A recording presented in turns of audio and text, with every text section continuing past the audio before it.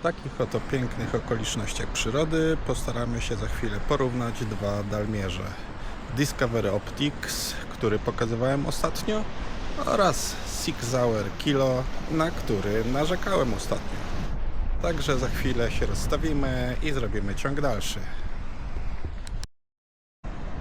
Musiałem się trochę przesunąć z plenerami, ponieważ zabrakło mi dalszych obiektów do mierzenia. W tym momencie mamy kilka budynków. Tutaj najbliższe, które są odległe, nie wiem, poniżej 100 metrów, pewnie bliżej 50. Tam dalej, no tak, pi razy około 500 metrów.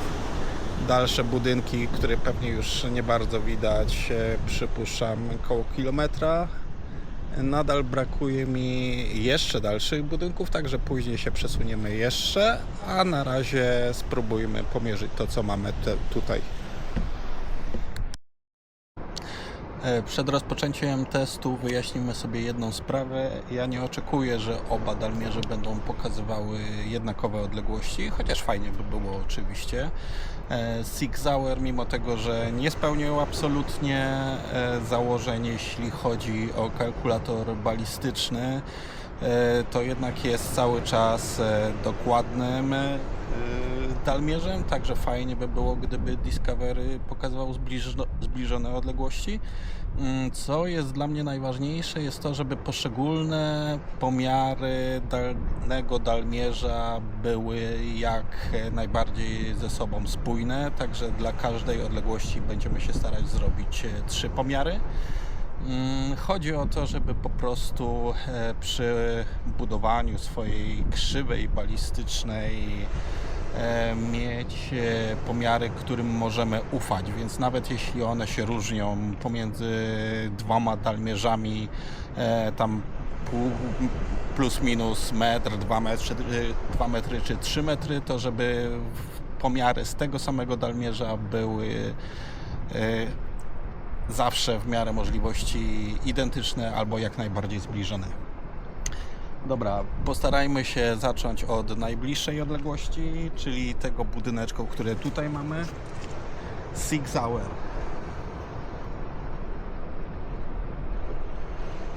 Sześćdziesiąt osiem jeden.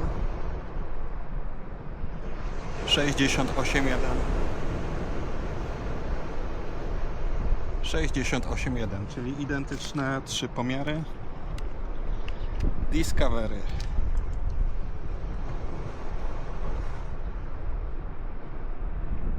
Sześćdziesiąt osiem trzy, 68,3, więc na razie zaczyna się nieźle.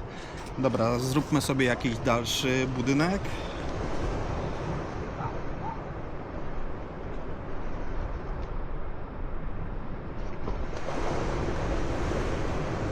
Trzysta 313,6,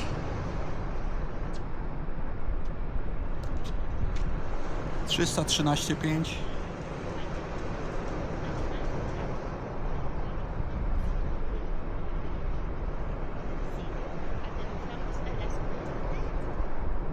312,9. Jestem trochę zdziwiony, że tutaj jest nagle taka różnica. Aż powtórzyłem pomiar, ale pokazało to samo.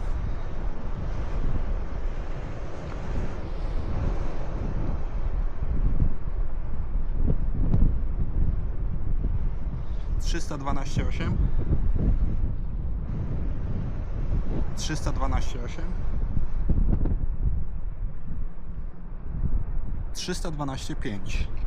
Także coś ten trzeci pomiar w obu troszkę się różnił. Dobra, spróbujmy coś dalej.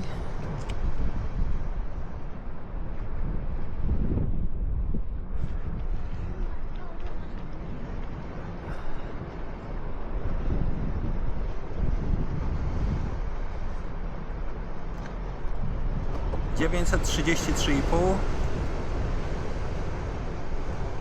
932,1, 933,5. Tu jest oczywiście możliwość, że przy takich odległościach trochę się mi ręce trzęsą, w związku z tym łapię troszkę inny fragment budynku. Także jest to jak najbardziej możliwe.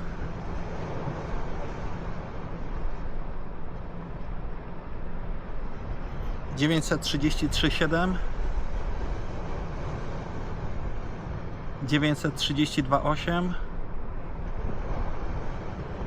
932,3. Także widać, że te różnice są bardzo małe. Te wyniki nie są identyczne, ale tak jak powiedziałem, przy tych odległościach rzeczywiście już każdy ułamek stopnia będzie powodować, że ta odległość będzie troszkę inna.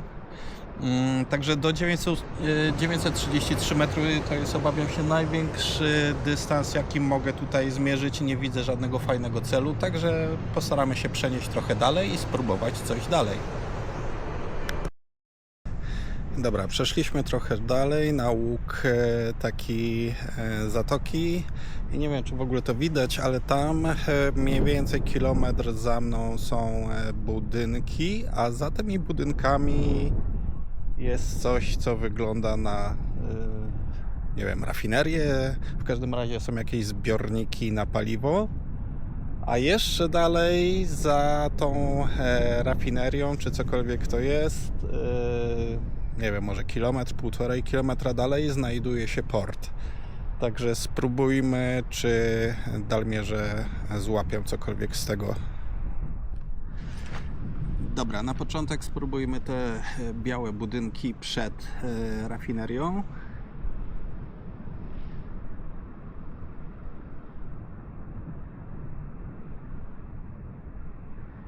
Tysiąc 1137,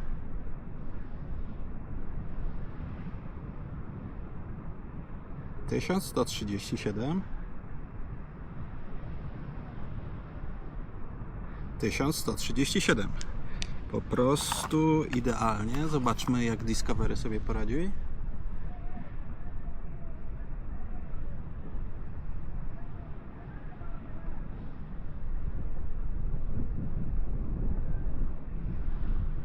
Tysiąc 1136, 1136, 1136. No po prostu fenomenalne. Dobra, zobaczmy teraz może te zbiorniki. One są ciemne, prawie czarne. Zobaczmy, czy laser sobie poradzi z takim obiektem.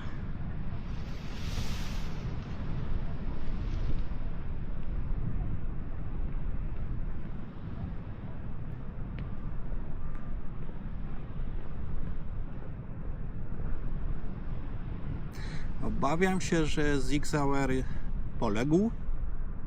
Obok zbiorników jest jasny budynek, taki błękitno-stalowy. Zobaczmy, czy od niego się odbije.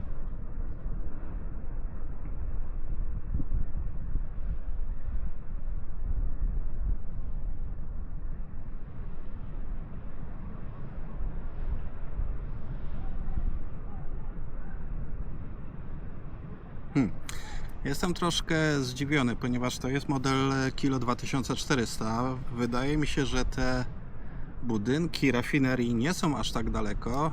Zobaczmy Discovery. Zacznijmy znowuż od tych zbiorników.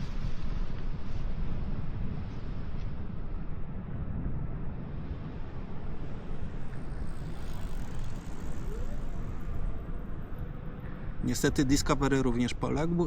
Dobra, przesuwam na ten niebiesko-stalowy budynek.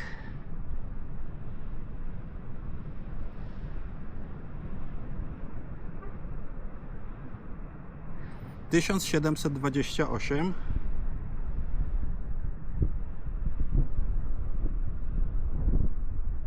1723,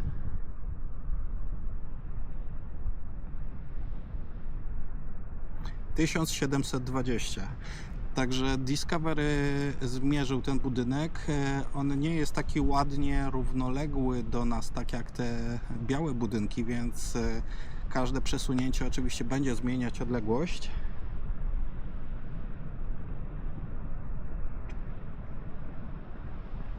1720 ponownie.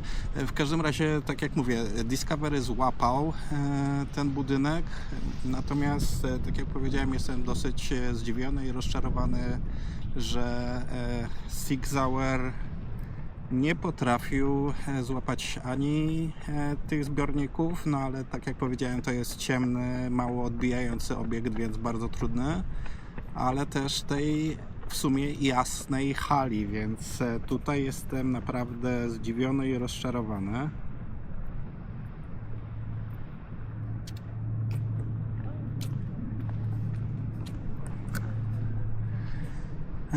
Spróbuję jeszcze jakiś inny obiekt dalszy złapać, chociaż teraz zaczynam mieć już wątpliwości, czy Sig Sauer sobie poradzi z takimi odległościami.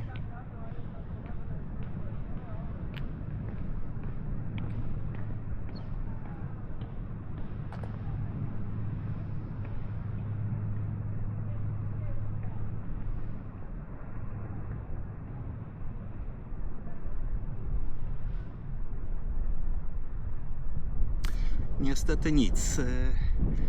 No, dziwne, czyli deklaracja Sig Sauera, że zasięg tego dalmierza to 2400 metrów. No, cóż szkodzi obiecać, jak to jedna partia polityczna deklaruje. Dobra, zobaczmy, czy Discovery coś dalej złapie. Nie wiem, przyznam się, w jakiej odległości jest ten port.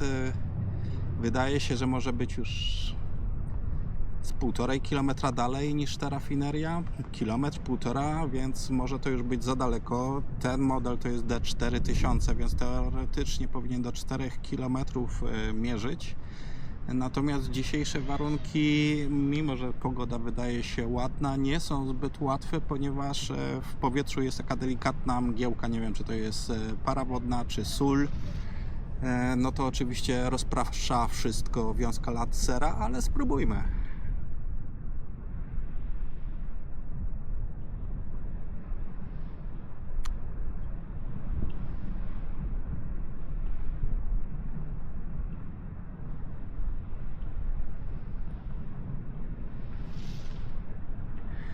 Teraz złapałem budynek 1880 metrów.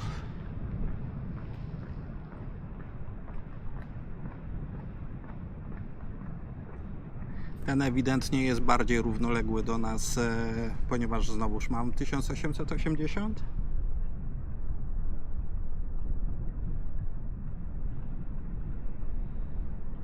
I 1882, także różnice bardzo małe, natomiast obawiam się, że jak próbuję chwycić coś dalej,